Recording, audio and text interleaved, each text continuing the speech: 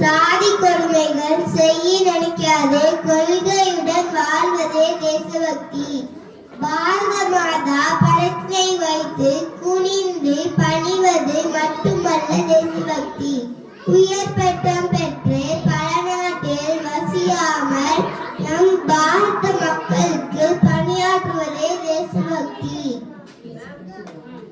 தியாகிகள் பெருமை நினைத்து தினம் பேசுவது மட்டுமல்ல தேசபக்தி. தனி திறமையை வளர்த்து உலகில் நம் தேசத்தின் புகழ் உயர்த்துவதே தேசபக்தி.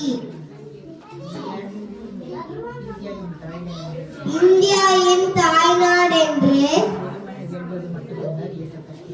வெறுமனே என்றும் அல்ல தேசபக்தி.